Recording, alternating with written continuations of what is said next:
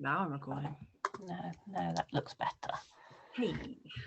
Right, off we go then. So thank you everyone for joining us tonight. We're looking at starting the start of the trail and starting it right. So we're going to discuss all things start of trail basically, and give you a little bit of a take on that. As myself, I'm Gerry. I know a few of you. I think there's probably some new names on here as well. So I'm Gerry Moss. I run JK9 Mantrailing, and I've been a mantrailing instructor for over 3.5 years with Mantrailing UK, and I'm also a head instructor with Mantrailing UK. I'm going to let Kathryn introduce herself. To mention the same thing, I'm trailing canines. Me and Gerry actually did the same course together, and I've been a behaviourist prior to this as well. So we're pretty experienced at this point, hopefully. Cool. So both of us trainers and behaviourists prior to coming into mantrailing. So Kathryn, you're kicking off on this, I think. I'm going to kick off with this one. So starter rituals, what we refer to is when we walk around the equipment and the scent article prior to the start of the trail. And starting ritual tells the dog that they are going to start the trail. It is what it says on the tin, really. It gets them ready for the job. It gives them the time to check out the environment and complete a scent inventory. A scent inventory is a scent picture of the area, and that the dog then uses to help them find the start of the trail once the scent article is presented. It should cover all exit points and allow the dog to access useful scent sources depending on the environment. So basically that starting ritual is not a determined, the circle that we walk around or the shape that we walk the dog round is not a specific size. It's dependent on the environment and dependent on the exit points and So I think most people might be familiar with this, and this is something I definitely like to include in trailings, the starting ritual, because it gives the dog, I think, the better chance of starting correctly. When they're presented with that scent article, they're more likely to accurately match it to something that they've already had a whiff of as they've walked around. It just gives them a big greater chance, I think, and just gets them a little bit more focused at the start of the trail. Harnessing up in my book is also included as part of your starting ritual. The harness should go on at the last possible moment for the dog. So basically, I want the dog to be in harness only for the trail. So the harness goes on and the dog sniffs the scent article, and then it goes off to trail. As soon as the dog has completed its trail, that harness comes off straight away. So it literally is on just for that trailing moment. Next slide, Kathryn. So I would argue, though, that the starting ritual is only a small part of your starting routine. And I think this is an element that sometimes people forget or don't focus on heavily enough. For me, a starting routine is much as important, if not more important. And this starting routine is also about the handler, not just the dog. And the starting routine starts the minute you think about trailing your dog, the minute you're getting them out of the car, or when you're getting your kit ready. And it includes everything that you do, from what order you put your kit on and get stuff out of the car to the moment you've finished filling in your logs in my book. So if you're not very disciplined and you leave your logs for several days, you're going to forget information.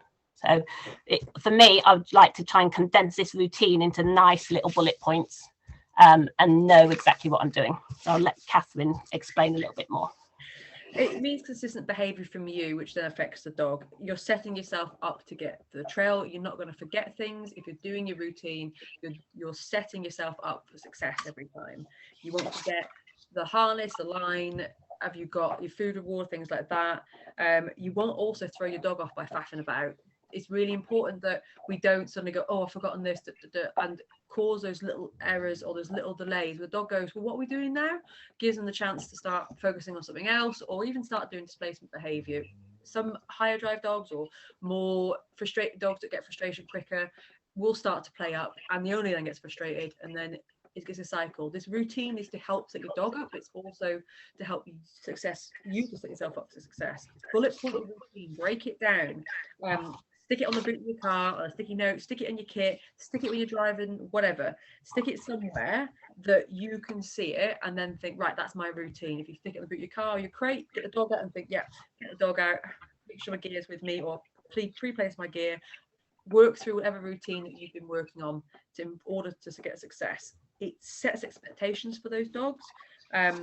It's not just then about the work, it's about the reward. They know that when they see this gear and when they have this routine and these things happen, they have to do this thing in order to get this reward. There's the start affects the end and vice versa.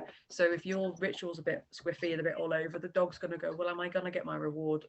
And it starts to put doubt in some cases. It also allows them time to settle and toilet and get all those things out. They might have been in the car for an hour. You may have travelled there, let them out for a quick wee, hidden for somebody. This dog needs to get out, check the environment, urinate, whatever, say hello to Bob. It needs to get this stuff out of its system. So when you get on task, they are focused on the task at hand. Anything to add to that, Gerry? Sorry, I think you're on it. Yeah, that's good. Right, next slide. Set article. Oh, what's happened there? Oh. Press again, see what happens. Right, what have you got? Sent article? Yeah, I've got no picture. So. Oh, I've got a picture on mine. Oh. I asked everybody if they've got a picture, but yeah, there you go. My picture's come now. All right, there you go. Maybe it was just a lovely looking collie. Yes, so I love this picture because this was a real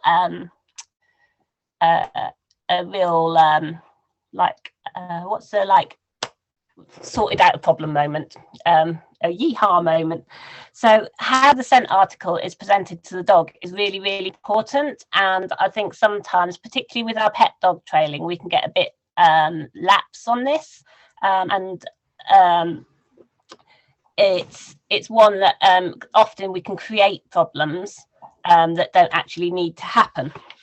So we want our dogs to take scent really well, and we need to we can't teach this sniff and inhale particularly. We can teach a nose target, but we can't make them take in scent. But what we can do is motivate them to do it, and we can interest them in doing it. And how we present the scent article can really help us with this. Eureka moment. Thank you, Jolene. Thank you. The moment. I was like, what's the word? So basically, in this picture, this is a border collie that basically used to think the scent article might be something to play with. He'd try and grab it, or he wouldn't approach it, he'd avoid it. Loads of really difficult behaviours. And what we've done is enclosed the scent article in a Kilner jar, so it's enclosed. He can't access the smell of that scent article, basically, because it's fully enclosed. We've got the dog's interest in the jar, and then we've popped the lid on the jar. When we pop the lid, there's quite an intense release of that scent article smell.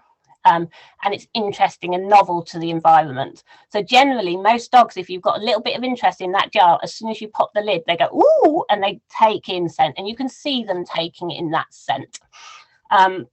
So we can make it more interesting to them, and we can see them taking in scent from that. When we bag an article, it's equally as good and probably more practical as well. But bags are more porous. And so they don't trap the scent the same.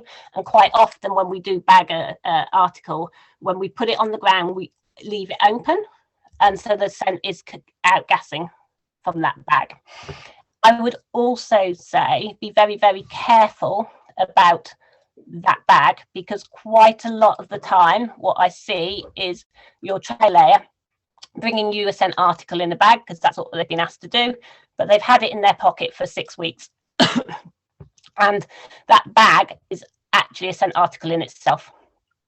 So the dog doesn't need to stick its nose inside the bag to take scent from the scent article, because the bag is a scent article, because it's been on them and with them for so long.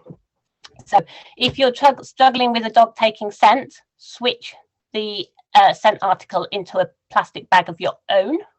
If you can't get a jar, basically, make the scent interesting and novel, that they can't access it on that circle. Have I forgot anything on that bit, Kathryn? No, that's good. The only thing I'd add to that one is don't allow, if you can, don't allow your dog to take a cheeky sniff of the scent article when you're doing your ritual and you're doing your circle, because what can happen is they don't want to sniff at the start, and you'll end up pulling them off the trail, and it just creates a little bit of conflict. When you're doing that scent inventory and you're taking all those exits in and things, you don't need to stand right next to scent article when you harness up. You can move the scent article. I should instruct you to move the scent article. Don't put it where the dog's going to go, oh, there's a scent article, and stick its face on it. So when you do finish harnessing up, pop your line on, you go sniff, dog goes, I've sniffed it. You tend to get, most handlers get frustrated and force the dog to sniff a little bit or pick it up, and the dog goes, but I've sniffed it. Gets frustrated with you and tends to head off in the wrong direction, or just look at you like you're an idiot. They make sure you're placing it so it's successful, and that the dogs aren't getting all that too much pre-sniffing, because it ruins your routine. It takes it out of context, and what it can do is take that start and make it more difficult for the dog and yourself, because you've just not moved it another 4 inches away. It's okay for you to just flick it out of the way. It's not going to affect the trail.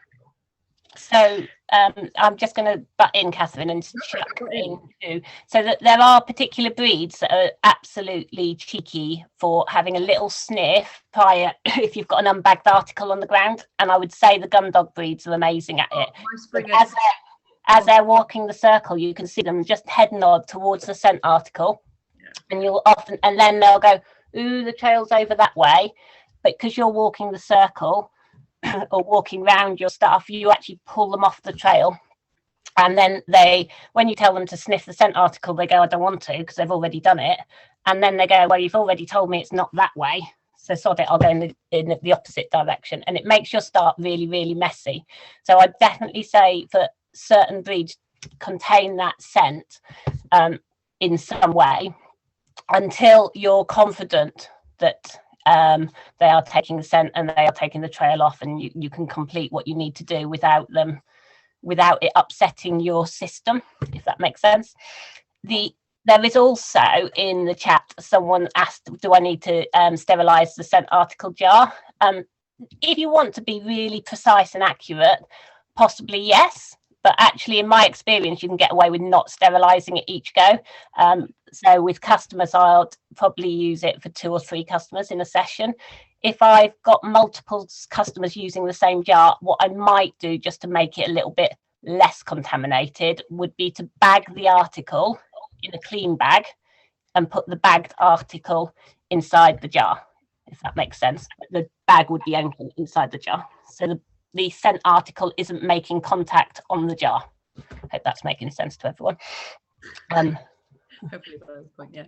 Yeah, I think that's as clear as I can say it. But yeah, basically, get your jar, put your bag inside the jar with it open, that's not relating to that scent article, and put the scent article in the bag.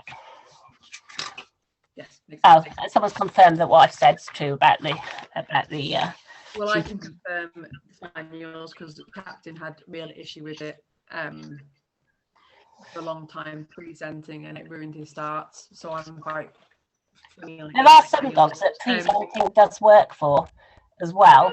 I would say that, and it's the ones that are very considered about their starts. Sometimes they're very slow starters.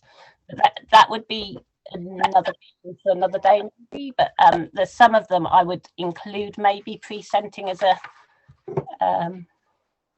yeah, some dogs, but it's not what I would do as a matter of course. Yeah, there's a variation on anything, isn't there? This is kind of you're breaking up, Kathryn. You're hold on, turn video off. Yeah, and I think you need to share the screen again. Yeah, I'm going to. I just added a few people in to that one. And we're on to our next screen. Are we good with that one? Yeah, I think so. Super. Importance. Speaking of cheeky spaniels, there's mine. Super. So I think you need the am I just really lagging on the slides? Because are we on the motivation slide? I've got importance of motivation. Is the photo not coming on yours again? Not yet, but it might be just me. Is anyone else lagging a lot? Can you see the chat? Not yet. It's yes from Val. Yes, as in it's there. There, I'm there now. Yeah. It's there for me. Okay. Importance of motivation. So I often see dogs that are being progressed too quickly, and they've not got the drive or the motivation for the trail to start with. And what I really want to see is that we're not guiding the dogs at all at the start. I want the dogs to set off themselves, and I want that confidence of them to be able to move away from you before we add further complexity to that. So for me, it's about the handler keeping your feet still. Don't help them out. Don't give them little cues. If the dog looks back to you, then you can often hold them out, because quite often they know the way anyway. But if they really, really can't get going, then your motivation or your complexity might be too hard for that dog, or the motivation might be too low. I'd also say that in terms of getting a nice start from a dog, letting out the lead and having decent lead skills can really influence that start. So what you don't want is the dog taking off and then going bang into the end of the lead or into some lead tension, because it can really throw some dogs. So you want to be sliding out that lead so that dog's going away from you under tension, and that lead needs to be going out of your hands smoothly. For most dogs, I can't see how you can do that without gloves, because I would absolutely burn my hands letting the lead slide through. And I want the dog to be focused forwards. I don't want it to be looking back and checking, am I coming? So in order to achieve that, I need the tension on the lead, because if there's no tension, the dog doesn't know what you're doing. And you just disappear for the dog. So you need that nice, steady, consistent tension, so the dog knows you're there, you're with him or her, and once they've moved away from you. And when I say move away, if it was a novice dog, I'd be happy with movement away. If it's a more advanced dog, I'd be expecting them to be trailing or using their nose. If it's like the first few trails, I don't mind just running like an idiot, to be honest, seeing something and getting away from me. But I want them to know I'm coming with them. But that's, I want them to know that, yes, going in front of me is good, and I'll come with you. And I need them to feel that tension. And for some dogs, there's an element of frustration with that tension as well. And I'm really sorry, with mantrailing, as humans, we're a lot slower. So the lead needs to be smoothly coming out. There's a question from Simon. The lead needs to smoothly come out of your hand under tension. So I let the front hand hold the tension, so the dog's pulling into the lead, and I'm just dropping off loops at the back hand, so the dog's pulling away, but the tension's always on. So I'm not letting the tension drop at all as they move away, if that makes sense. So the lead is going out, but it's going out under tension. It's like a flexi lead, dare I say it. If the dog had moved away from you on a flexi lead, he'd be moving away under tension. That's a really bad analogy. But it's the one that people visualize, that one, and that's the tension you need to keep. You just don't suddenly click it and then neck the dog. Yeah, don't just click it, and don't let that, and because of the mechanism and the flexi lead, we don't see the tension drop and then come back in. It's just smoothly going away, if that makes sense. That's what you want. I think that's a good analogy, that, because everyone can visualize it. They've all locked it off and watched the line get caught, or they've all suddenly stopped it and doinged the dog on the end of it. Everybody's seen that. That's quite visual, that one. I think you've covered most of that, to be honest. Let the dog lead the game and stand still, none of these dancing feet business and turning bodies as well. That at the start, you suddenly giving that dog a cue to turn. And motivation is key. We talk about all the time within any sort of sports training. It's foundations. If your dog can't move away from you on an intensity, then you need to look at the motivation of what is the dog's reward. Has he got the right misbev? Have you got the right layout? Is it working for your dog? The dog should be going, yeah, come on, mum, let's go. this sport is different to other sports. It's not about us dictating and getting involved. It's about the dog going, follow me, I know what I'm doing, come along for the ride. Or what happens with more higher drive or frustrated dogs is, my God, would you hurry up, you two-legged idiot, let's go. Which is what we want. And if your dog can't lead the game on an intensity, then you're going to have big issues when you get to delayed descent article start. When that dog starts to look at you and go, I need help, and you're going, well, I can't help you. It's going to create frustration. We've seen dogs turn around and bark at their owners and go, I don't understand what you want, which creates conflict. You've got dogs that will just run to anybody or pick a direction, especially spaniels, pick a direction at 90 miles an hour, then they'll neck themselves on the line and create a negative. And if you don't get that motivation correct and get that dog wanting to move away from you smoothly and wanting to follow the trail, not just the direction of the trail, you can't really progress far. You're going to come a cropper very, very quickly. You're going to hit that wall of, oh no, we can't go any further, or we're struggling, or like the plateau very quickly, because the dog just doesn't understand. And you need to remove those body cues quickly. If you're stepping forwards all the time, you are going to fall apart when you have single blinds, because you're not going to know where that start is. That leading the dog is really, really not helpful. You know, I'm going to just recap quickly what we're, because Kathryn and I are referring to intensity starts and delayed starts and article starts, and those are like IMBTI and Mantrailing UK terms. I'd say that some people might not be very familiar with them because they come under different names. So for an intensity start, what we'd normally do is walk our ritual, our routine, around the scent article and the person and the trail layer and your equipment. And then we'd harness the dog up and we'd let the trail layer wind the dog up, tease them a little bit, and then the dog could watch that trail layer go.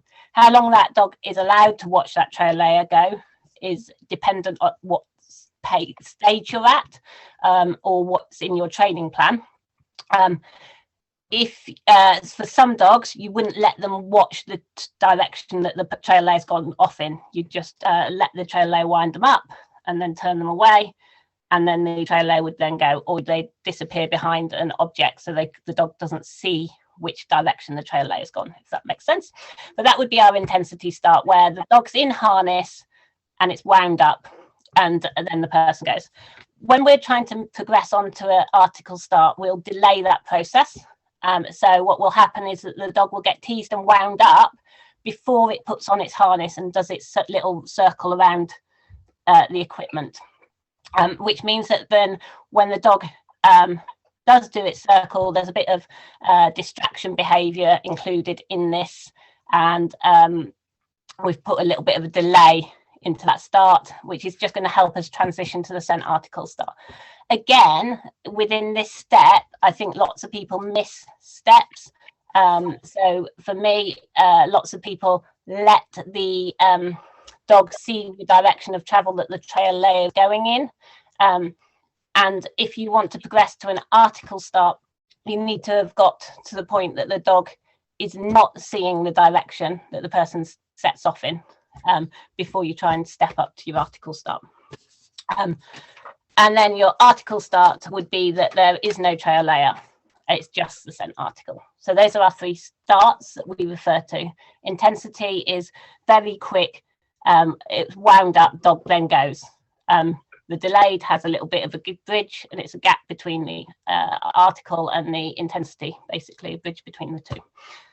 So that's like the whistle stop tour, and I've kind of hit this presentation assuming that maybe people might know kind of that terminology, but just for those that might not. So we can hit on to our next slide, I think.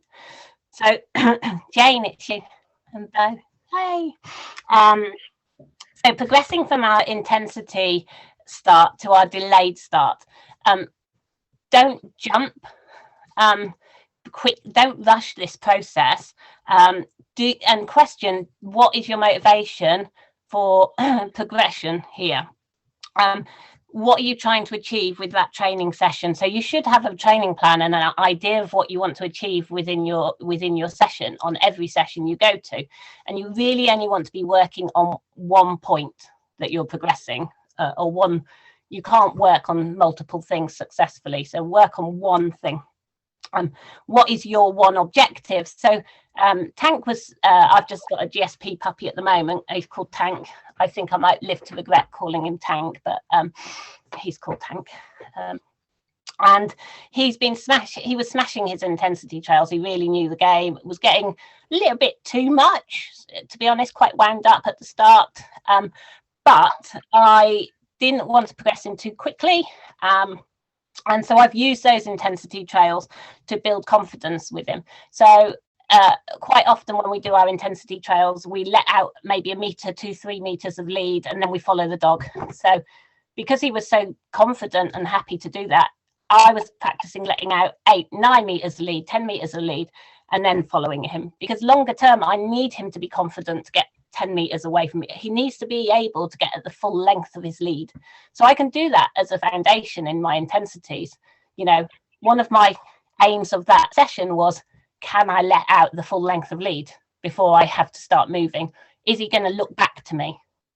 Because hopefully not. If I've progressed him well, he'll be, I'm trailing this person. This is, you know, whether I'm coming or not. As long as that leads under tension, he shouldn't be looking back and going, what are you doing, mum?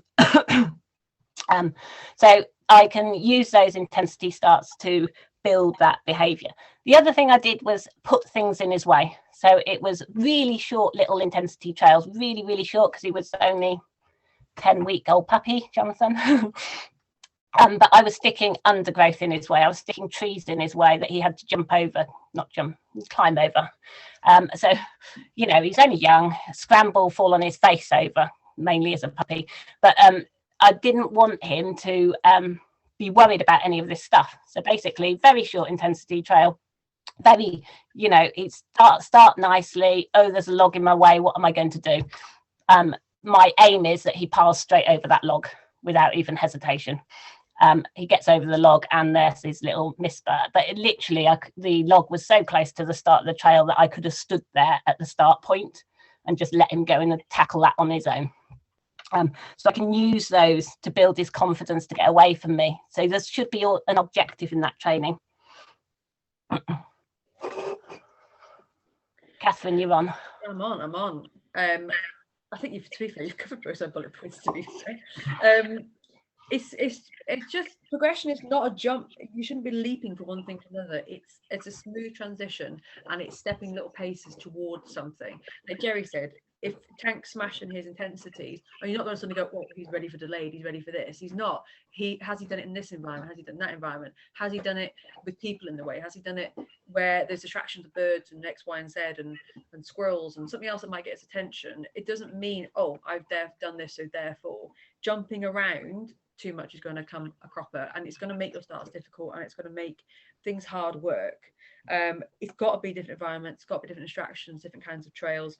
I'm in the same place with Gerry at the moment. I've got a slightly older, but I got a 5-month-old Bavarian mountain hound puppy, and I didn't get him till 16 weeks. So I'm doing all his foundations now where he's a little bit older, and his trailing is going to be intensity starts and getting his starts correctly and getting him ready to go and do stuff really, really excitedly, and loads of intensity, loads of fun, and just build up my motivation so that when I get to the point of progressing him, it's not a huge leap. It's like, yeah, okay, it's slightly different. I can do this. The dog doesn't get confused. The dog doesn't get worried by the fact that something's changed. And then when you look from, so we're going to say intensity delayed, and when we go from delayed to sent article start, so delayed, they're going to see the person go. Sent article start, they're not going to see anybody go.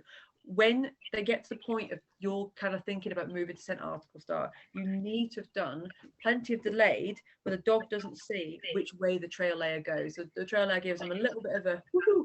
The dog is immediately turned and the trail layer goes, and then the dog completes the ritual.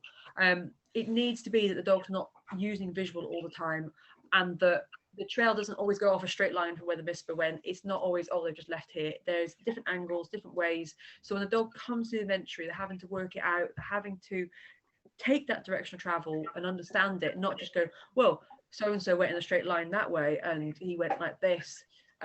It's also worth, I don't know if it's worth pointing at this point, when you're doing your starters and things, like look at the environment on that one, in that picture. So you've got a Labrador, he's back to his trails, he's a nice dog. you could quite easily do someone in a straight line from there, and the lay scent article otherwise. But if you run somebody straight into the bushes, that dog's going to have to work a little bit harder. So think about your progression isn't just about, can I jump up to the next level? It's how can my dog cope at this level and with these changes of things and that kind of stuff. I think I've covered that one. Yeah. So and intensities and delays should always be revisited. So you never finish with them, because one of the things I see too often is that dogs, you get really excited that you get lots of wins, the dog's amazing, and you want to do longer, older, harder, more complexity with the dog, and you forget that actually it's meant to be fun for the dog, and intensity trails are fun for the dog. They get to see what's going on, you know, they can run around a bit more crazy, it really winds them up, and they have a really nice little win. So they should never be forgotten about. But for example, on this trail, we've got the dog here lined up towards the scent article. The trail goes off to the right, I believe, on this one. Jane can nod at me if I'm correct. So the dog's going to take scent from that article and go to a kind of 3 o'clock right hand turn once he's started. So when you start your dogs, you want to be able to have done all these angled starts. So when they approach the scent article, the trail is straight ahead, it's to the right, it's to the left, or it's behind you as well. So you need to have covered all that in all your intensities, and you need to have covered it in all your delays before you start putting your scent article start on the dog. If I had, if this dog was on scent articles and he's used to trailing paths, this dog might think that on this picture there's a path up to the right and there's one almost straight ahead of where the dog's pointing. So if this dog's used to trailing paths, he's likely to choose one of these paths.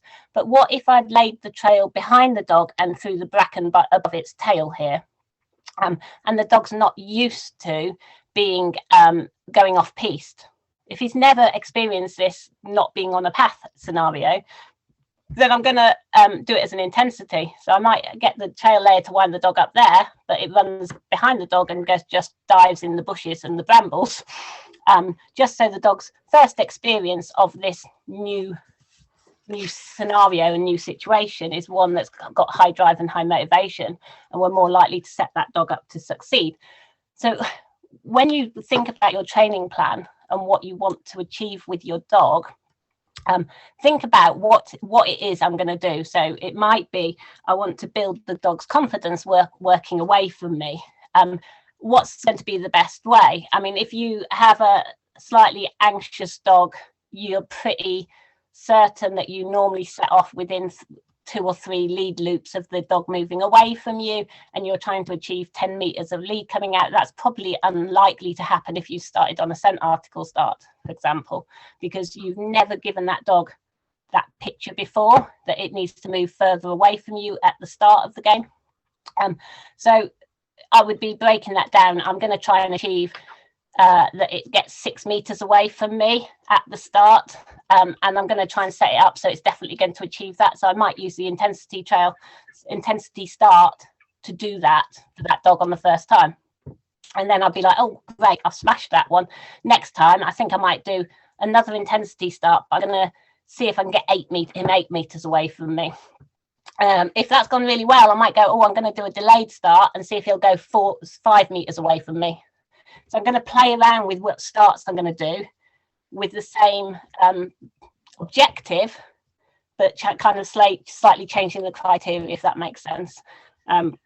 So you need to use the different start to build that dog's confidence for that exercise. Think about the exercise, what you're trying to achieve, and what's going to be the best thing to achieve that for that dog. I've actually completely stolen one of your bits, I think. Don't worry about it. It's all good information, and I'm happy for you to. Oh, there is one bit I haven't stolen. One bit. Well, I think there was a bit I was supposed to say, and it's on the next slide, so I put it on. Yeah. Okay. Talking around the clock, I think we did mention it a little bit, but didn't explain it very well. When we talk about the clock, you can do it in different ways, but it's the easiest way is to kind of work with it is that if your trail layer disappears off at 12 o'clock, you need to present yourself having done your ritual at a different number on the clock, be that 6, 9, 8, whatever. And it shouldn't consistently be the same. It's so easy for dogs to go sniff the trail and then go. We could have done like a video or something. It's a funny thing to explain. But if the trail layer goes at 12 and you do your ritual, you're not going to put yourself at 6. You want to put yourself, present the scent article at 3 or 9 at a different angle, or even at 12 itself. So you're presenting yourself to the scent article. The dog's got a trail behind, go past you to trail on. It's to try and affect the dog. It gives you the right direction of travel, rather than going, oh yeah, it's a straight line, I sniff, I trail, I sniff, I go. It's super straight. You'll find the dogs that have done too much of that, they'll just run off in a direction, especially spaniels or anything hydraulic. They'll just keep going, then go, oh no, that's a trail. And it causes trouble. Check that maybe just wait, it's written in my notes. Yeah, check that you've done it in all environments, and dogs following paths, not only choosing off paths and on paths. So we said in the last slide, you know, just because there's a path right in front of you doesn't mean a dog you should run the trail layer down it and give a dog an easy ride. Even if you turn it on the opposite way, so the trail layer leaves at 12, you have the dog facing the scent article at 12, it's facing the article, it's got a trail behind you. If there's only one path, dogs aren't thick, they're going to take it. If you put the trail layer completely off-piste into the bushes somewhere where there's no path, that dog's going to have to work it. And you can use the clock to make the trails easier by presenting the dog at 6 o'clock if the trail layer leaves at 12, or you can make it more complex by moving that dog around. And like we said, in foundations of everything, once the dog can do that intensity, once the dog can do that at delayed and scent article starts, then you're building up all the time. But you should be doing environmentals in between. You should be, like, this is an urban environment, but this is a very different environment to doing it on a patch of grass at the park, which is different to doing it in a forest, which is different to doing it next to a road. And you can have constraints with using roads, trying to do that clock or trying to present the scent article, because there's constraints on danger, not where the scent has gone, but where the danger is to that dog or that handler. There's lots of different things that you can do. Walking. Do you want me to pick that one up? Yeah, pick that one up, Gerry, because that's so basically make sure you're starting your dog at any angle in relation to the scent article that the trail is going, not just straight ahead, but it might go to the right or it might go back on itself. So when the dog sniffs that way, the trail might go this way. Check you've done that all the way round the clock, basically every angle. There are some handlers that always like to set the dog up for a straight run forward.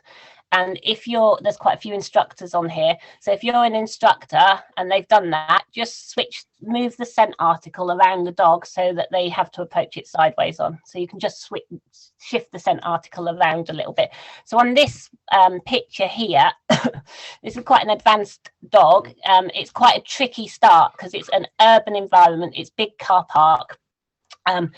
The area that this dog stood on is a footpath, a really well trodden footpath that goes from the swimming pool where the swimming lessons are to the local shops. So it's really, really busy. So there's a lot of contamination on this area. And this dog, the trail is going from behind the handler, basically. So it's going back on it behind the handler. So the dog's been presented the scent article in the direction that the handler is facing, but as you can see, the dog's actually going, oh no, it's not that way, and it's coming round to go past the handler. That handler's not committed to moving because the dog's still figuring it out. I imagine any second she'd swing her feet round and just give him a little bit more lead just to pick it up, help him pick up that trail. But he's already thinking about going the opposite direction to the way he was presented this. But when we take this as an exercise, this terrain is very, very difficult for the dog, and this environment's very difficult for the dog. And so this would be like my top level, because can they do this on where they've almost got a left and right choice, for example? So if I wanted to set this dog up for its first 6 o'clock start, I might do it as an intensity start with the handler pointing towards a wall with the trail layer with its back to the wall, and then the trail layer might run past the handler, if that makes sense.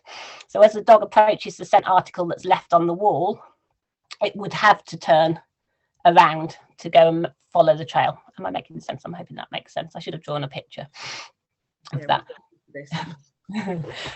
But that kind of, use your environment to set up your trails. The other thing that I'm kind of saying, would like to kind of mention, is there's a massive habit of, we ask that handlers do not influence the dog, that you're kind of trying to not dictate and that in that picture you could see that the handler certainly wasn't pointing in the direction of the trail. She wasn't even, you know, giving it any help or hints and just letting the dog work it out. Her feet are still pointing forwards in the direction that he took scent from, and she's just letting him work it out. As he's turning, she will turn with him. But you also need to be aware of any observers and instructors also giving the game away. So there is a habit that if the handler isn't indicating to the dog which way the trail is, quite often those people that are observing will be indicating which way the trail is. So you need to play around with what your observers are doing and where they're standing. And as an instructor, you should be aware of this anyway. But you know, you need to position those people that want to watch so that they're, and also not like that they're going like, oh, it's over there. Huh? Can you see where they went? You know, as they're watching the person move away or whatever. The other thing that is in the notes is walking in on the trail. So quite often you're in an area and the start of the trail might be over here and the trail layers walked out that way, and then you decide to walk the dog to the start of the trail in the same direction that in the same way that the trail layer went. So try and vary that up as well, because you want the dog to come in on that trail from different angles, and the start not necessarily one that he's walked in on, if that makes sense. So in your training plan, and when you think about your exercises, you need to complete all these exercises, but you also need to complete them and think about all the environments you need to complete them in as well. So I think I'm kind of heading on to the next slide, Kathryn. I don't know where you're up to in terms of driving, but I'm going to, I'm kind of touching on this anyway. So of how you can use that environment to ensure success. So I've already said, like, if you were trying to do a 6 o'clock start, use a barrier or something, or have, for example, someone could come out of a garden gate, shut the gate, and then go and lay the trail, and you point the dog at the gate, which is effectively a wall, and they have to turn around to go and take the trail. It's like blocks up that as an option. So you can use your environment to help the dog be more successful as you make work on different components. Similarly, if you were doing a casting start where dogs got to find the start of the trail, use fence lines or barriers to kind of limit the number of options the dog's got, if that makes sense. So you know, that they've got a cast, but then maybe they're moving away from you and the trail is along the fence line. You've started the dog maybe 8 meters away from the fence line, so the trail's not there, but the trail runs along the fence line. As the dog casts forwards looking for the trail, he'll hit the fence line. It'll be, once he's at that fence line, it's effectively a left and right choice, and that fence or wall would help keep the scent there and stop it blowing further if it was like a barrier fence, a solid fence. And it would just make that casting start a little bit easier for the dog, rather than putting it in the middle of a car park and it having to figure out it's got 360 degrees of options that are more difficult, and you know, you've got to get to the edges, and you know, think about your environment, because you can use your environment to set the dog up. Similarly, if you have like puppies, same with like if you're going off piste. So when I say off piste, I mean like in the woodlands where there's pathways. I might choose a non-path that's more open and inviting and less prickly, so as my first not path or trail. Or if I was doing a backdale, for example, I might choose a more prickly area or a more dense undergrowth for my person to walk in and walk back out of, so that it tries to make the dog not want to go in so much, that they, because when they're back trailing, they don't need to go in.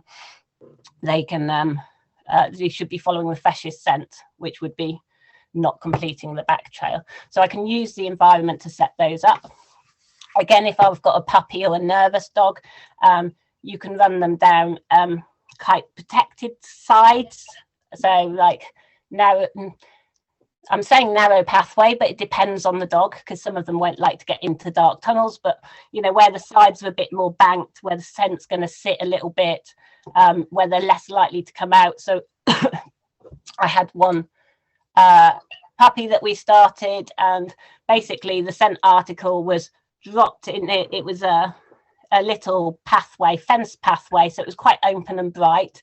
It had like open fencing, so the pathway was quite open and bright, but there was no way the dog could go left or right.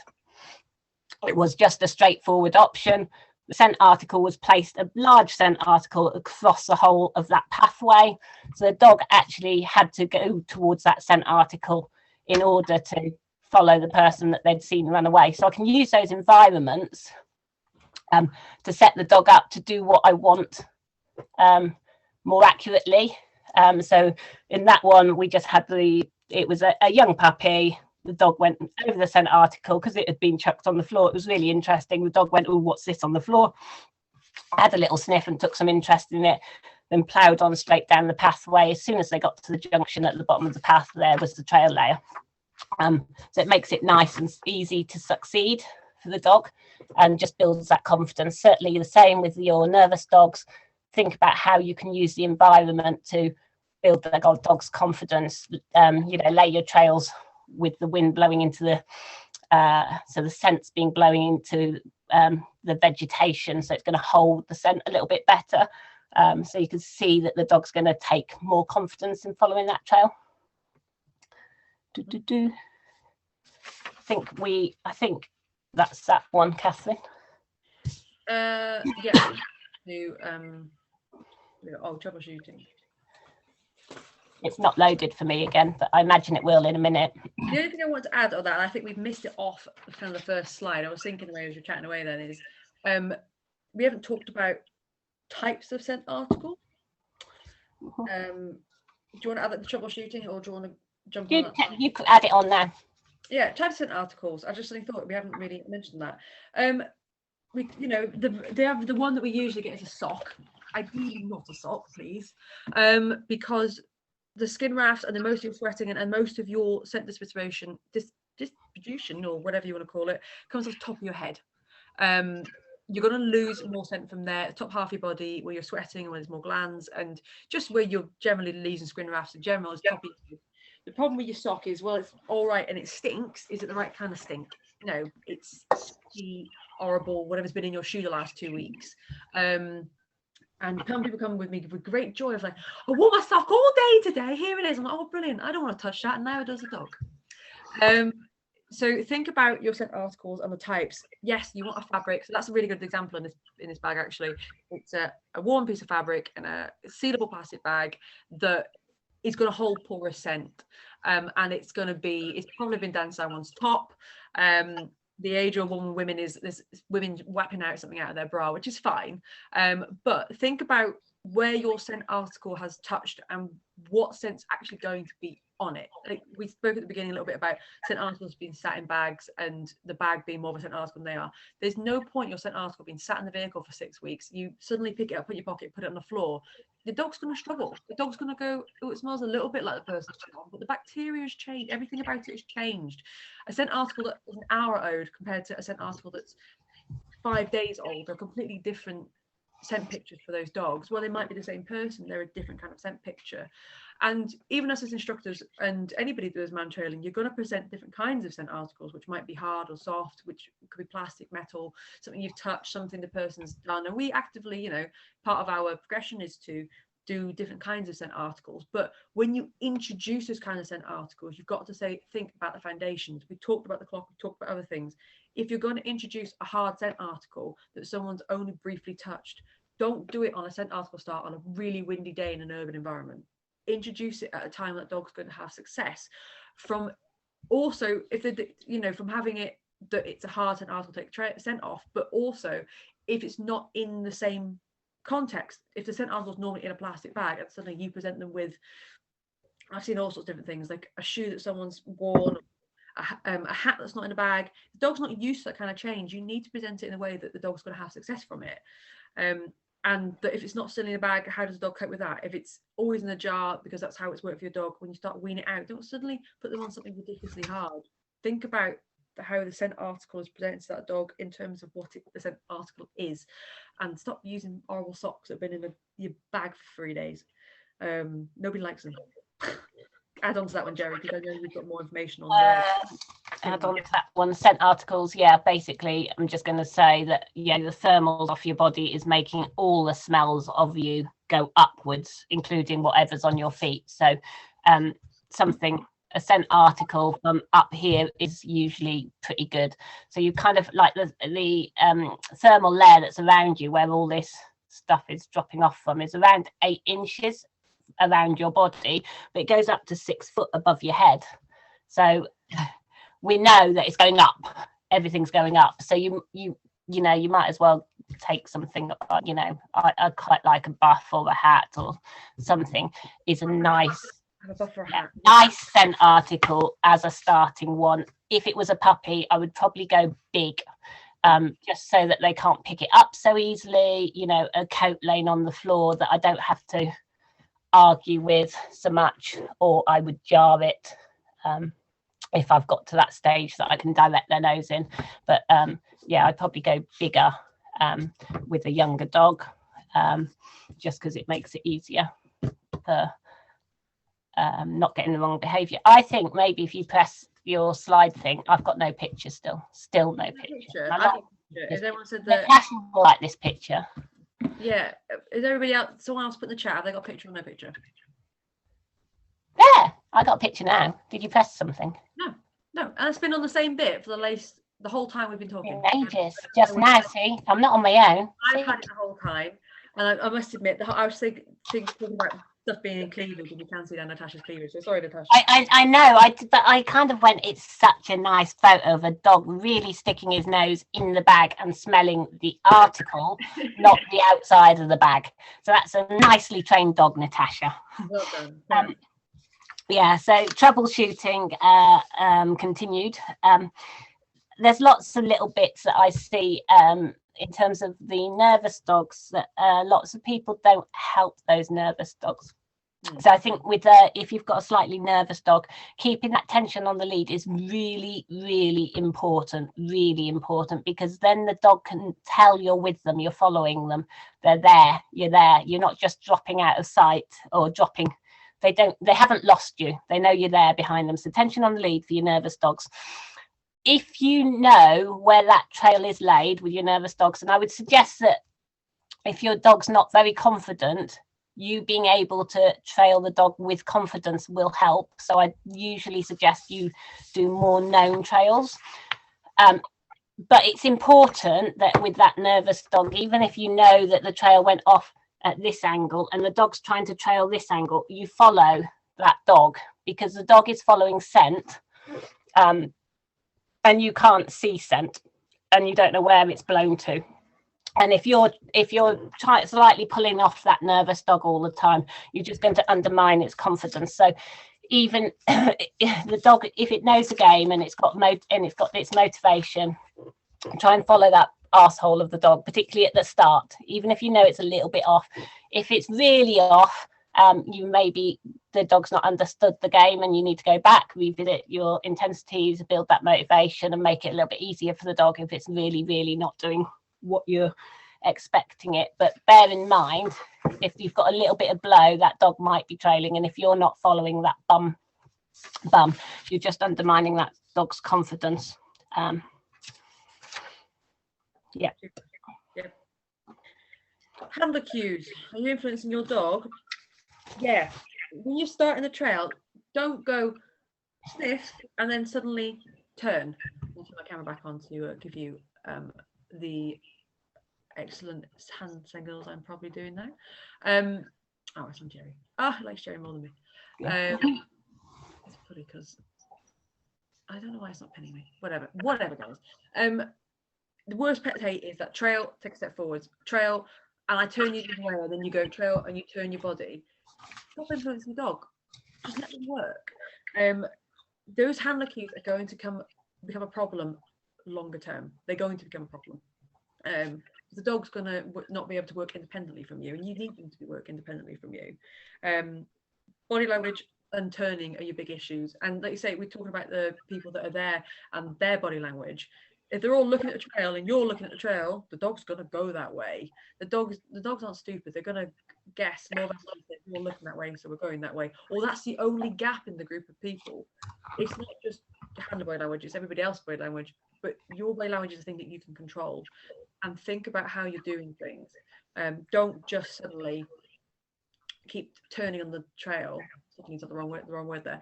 Don't just turn on the trail all the time or go trail and step forwards. Make sure that you're not influencing that behaviour of the dog. And also coming on to that, oh no, you're going to talk about that one. Well, instructor cues, human cues. A lot of people go, right, trail, come on, let's go. Shut up, and let the dogs work. So I've just said that, and the dog underneath my thing has gone, what are we doing? Where are we going? And just shut the Captain was like, are we trailing? So repeating yourself and fussing that dog and mumbling and being a pain in the ass behind them and chiffing behind them is going to cause trouble. Let the dog work. Say it once. I think that's particularly true as well, isn't it? When you've got an intensity start and you really want the dog to do well, and you're going, oh, where's she gone? Well, until you said anything, the dog was forward focused and looking at where she'd gone. And now you're chit-chatting in the background. You've made the dog turn around and look at you. So for me, you just try and keep that dog forward focused on these kind of starts, and less is more. Don't say their name. The amount of people that go, Bob, trail, Jim, trail, and I'm like, the dog looks at you and goes, yeah, and then goes, what? Sniff, trail, and try to avoid, I don't know if you have the same opinion, too much of a delay. Go sniff, trail, and the dog's like, what are you on about? Because it's fluid, everything should be fluid. Sniff, trail, there is a pause, but there's not enough pause that you could do a poem in between. It should be enough pause, you take a breath and carry on, and that can affect it. That's your cues, you're cueing the trail. And also, if your dog sniffs and sets off on that trail and it's working really well, don't stop it, say trail, and then go. You're just ruining the whole process. Let them go. The dog knows what it's doing by this point. The dog's shooting off in that direction, generally, not always. There are some dogs who take a direction, but generally knows what it's doing by that point. Right, Gerry, do you want to talk about instructor cues? Because this is something I'm actually very guilty of. Yeah, basically, I think sometimes as instructors, so I'm kind of gearing this to anyone that's on here, both instructors, that sometimes we can suggest the direction of the trail, or we might be cueing the dog to trail. So you put you drop the scent article on the ground, you say you're ready when you can go when you're ready, and the dog's like diving, bombing in that scent article and trying to trail. The handler should be cueing the dog when to start, and sometimes by the repetition of an instructor's behavior, we're actually doing too much cueing for the dog. So I think just as instructors, we just need to be mindful of, are we doing the same thing each time, and is that influencing the dog's routine or the handler's routine, and how does that influence them? I think that's kind of was my point on that one. We've already talked about jumping steps, we've talked about the environment, influence of dog handler cues, presentation and ask we talked about. Is there anything else you think we need to talk about before we go on to questions? I think we probably covered most of it, and we can an hour and 10 now, so I think that's pretty good going. I thought it was going to be a little bit over an hour. Oh no, should we start at like 5-6 past? So I think we're bang on. Yeah, we haven't done questions yet. Right, questions, hit slide, because your slide's going to take 5 minutes to load. Oh, there you go. No, it's not. And that's a So there are a couple of questions in the chat, which shall I, whilst everyone else is thinking of questions, you can unmute yourself to ask a question. There was a question from Anne at the start, which said, if my dog's already focused, I haven't pulled it up, but I will paraphrase what I wrote down. Oh, no, what would you recommend if they are already focused and want to go and only get frustrated if you delay the start? So often with these dogs that get frustrated with the delayed start, they are taking off like the clappers and they are trying to get to the end of the trail and their prize, and they're not focusing on the trailing and the start enough. If I've got a very highly aroused dog, I actually won't reinforce that behavior because it often stops them thinking, and they just take off like the clappers, and then they get 50 meters down and go, oh, now I'll start trailing, and oh shit, it's gone wrong a little bit already. So for me, the solution would be, I would possibly, depending on the dog, slightly adapt the picture, because how does that dog know it's trailing? So if I was just walking to the start of the trail, most of the dogs will walk from the car to the start of the trail reasonably well. And then as you approach the scent article, they get a little bit more excited, and it's from there that the excitement starts kicking in. So I would pocket the scent article, and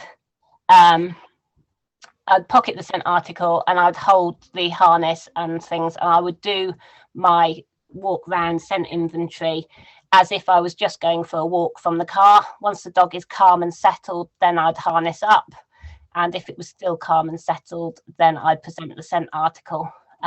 So I'd just adapt that picture a little bit, and then I'd start rechanging that. And sometimes as well, it might mean taking the instructor out of the picture as well, because sometimes the just the start is too rousing for having the person that's always there when I go trailing is super exciting. So sometimes as an instructor, I might go, okay, you're sent, do a circle around there, I'll be behind the cars, as you start trailing I'll appear, kind of thing. Hopefully that's answered that.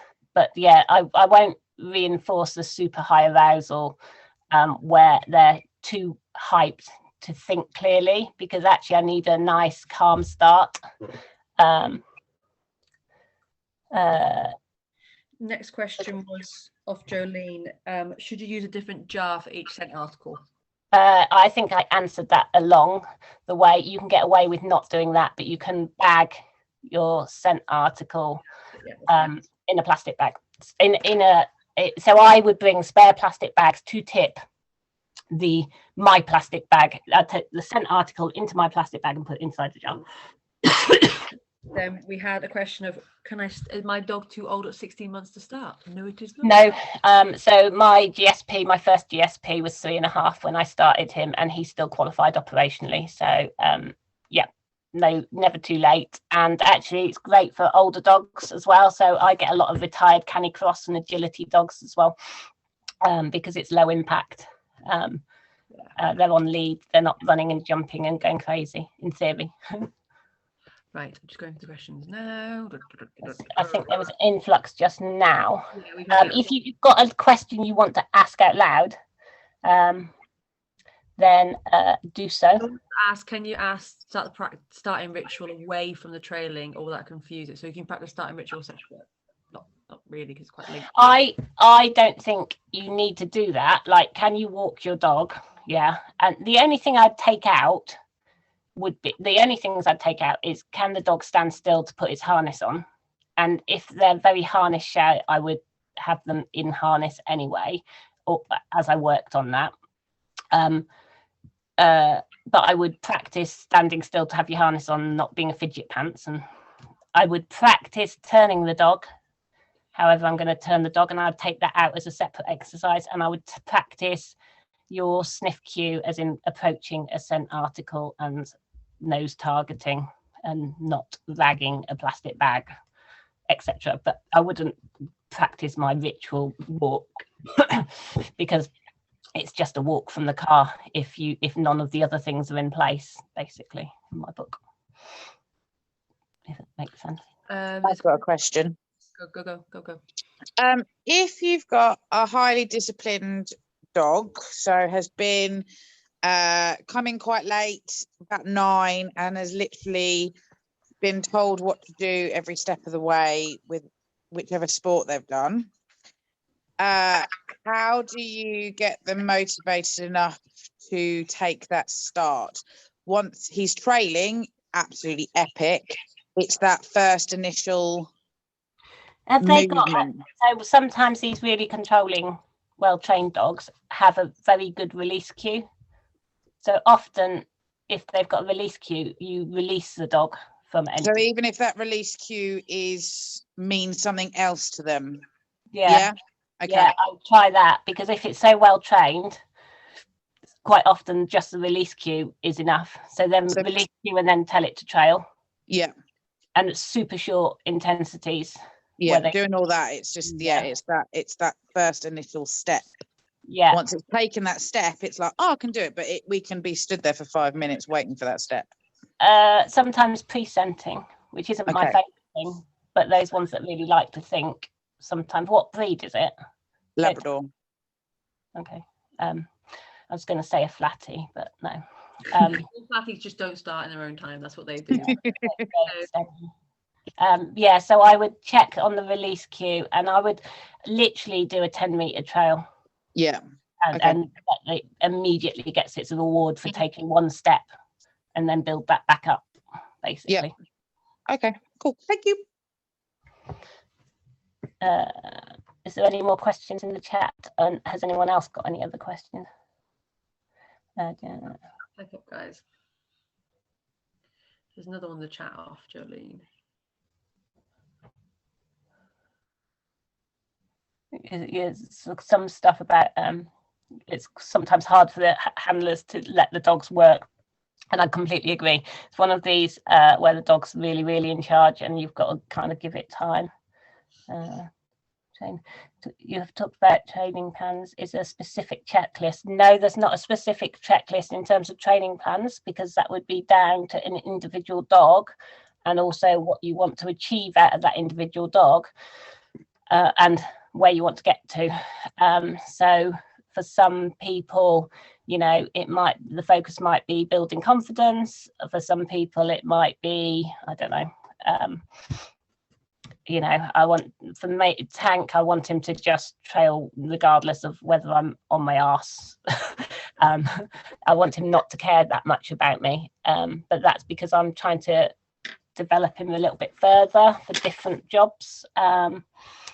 Whereas I've got a Shih Tzu that I trail as well, Shih Tzu cross. Just want her to have a bit of fun. So the training plan for those two dogs is completely different. And Leah's is a lot slower. A lot slower. Depending on what your dog. If you've got a nervous dog, the plan is that your dog just does something fun and gets around people because it's nervous of people. You might have a reactive dog and you just want to have some fun, where your dog just learns to sit in the vehicle and does a class that you can't normally do because you've got a reactive dog. It is very individual, so don't worry about ticking off, oh, has my dog seen X, Y, and Z. It's about where your dog's at that point, and when you go to that next stage and you think you've missed something, then you think it. So Jolene's got a decent question, which is on the back of Anna's question: what can be done to help dogs that struggle with the ritual, the ones that realise the scent exit point and do not want to continue around to get kitted up, other than making the ritual larger and not present the scent article straight away? The dog is not trailing the person related to the scent article there. The dog is trying to trail the freshest trail on that scenario, Jolene, if that makes sense, because the dog's not being presented with the scent article. So in theory, the dog shouldn't know what it's trailing, but because of expectation and how many times it's always trailed out of the area under the freshest scent, I would suggest, that's the answer to your question, that I would do a split start where 2 trails go out, so that the dog doesn't know which person to follow until the scent scent articles presented. So there might be multiple fresh trails equally as fresh as each other, just to, and in fact you could do as big a split as you want.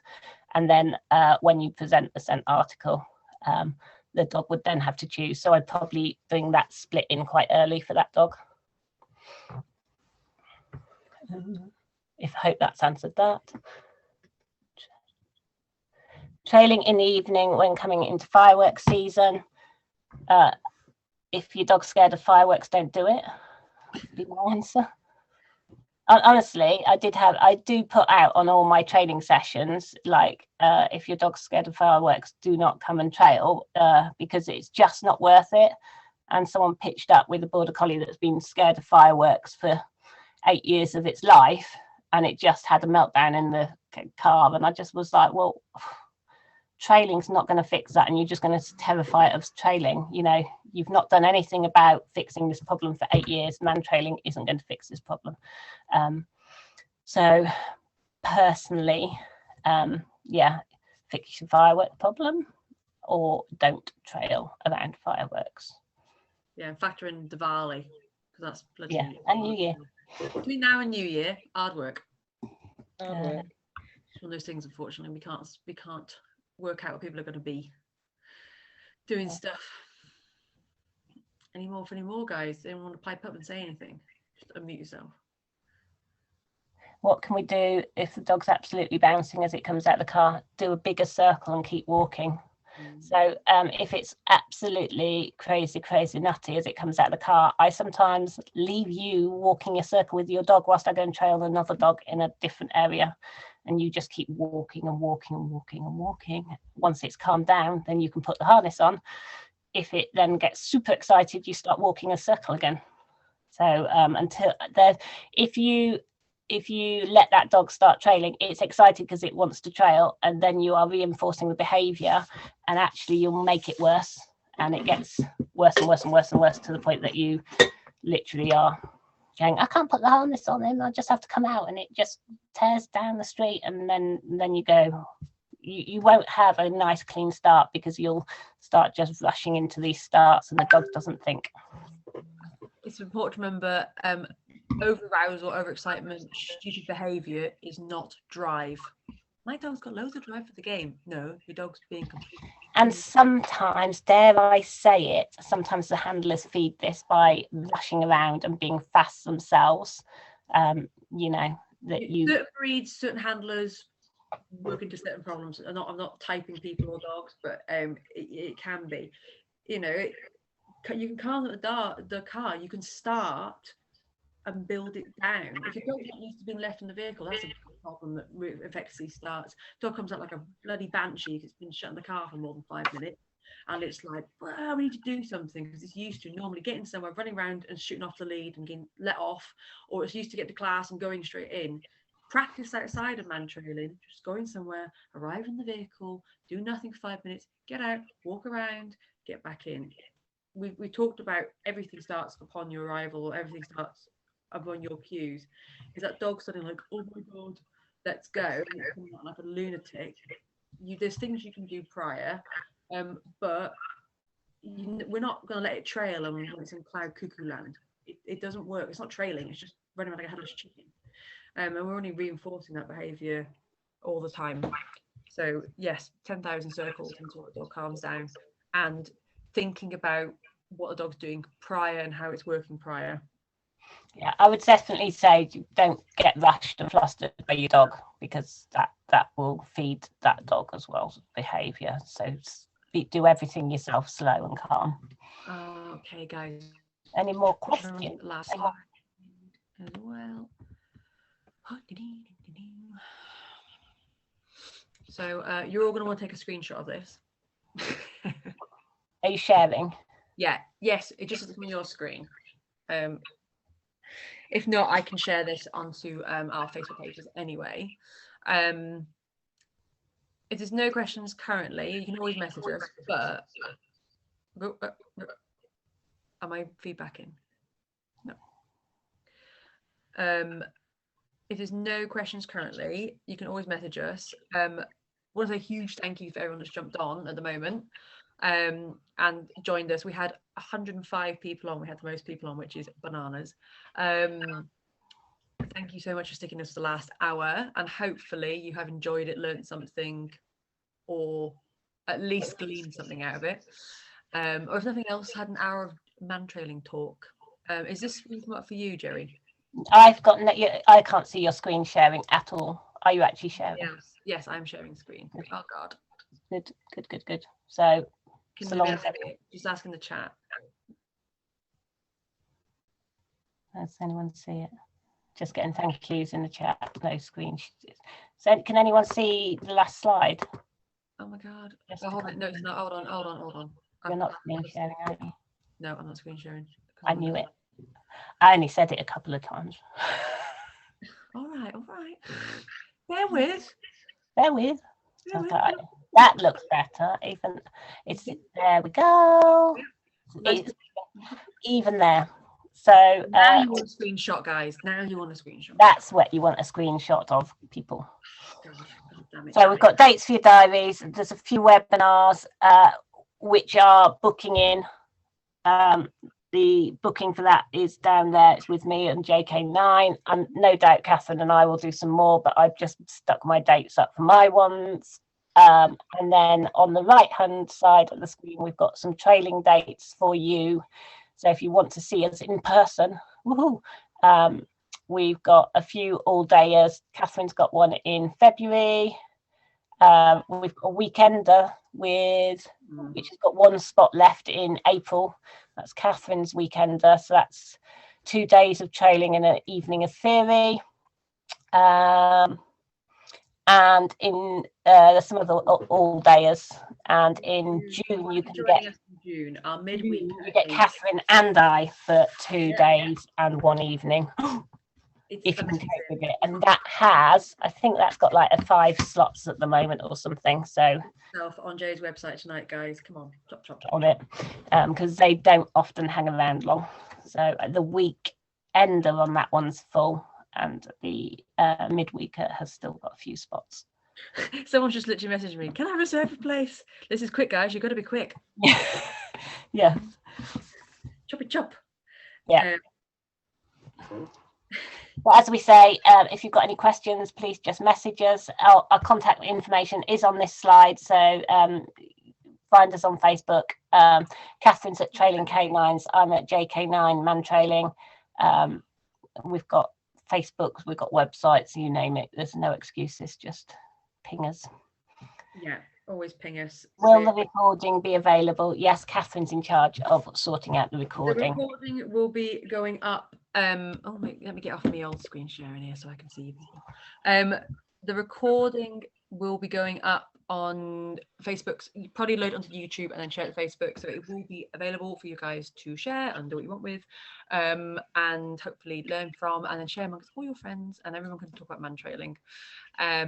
So Gerry's going to do some more of these in her group, and hopefully we'll do some more together, so spreading the mantrailing information as we go along for next year. 2023 is going to be mental for mantrailing. There is lots of shit plans for you lot, so you've got great fun. But if anybody has any questions, just message us. Just blog us on Facebook. That's what it's there for. We're now going to go. My tea has arrived, so I'm going to go. My dinner's arrived as well. Yeah, so much we love you guys. There's food, and much like a mantrailing dog, that prioritizing. Might even have a little vino to go with it.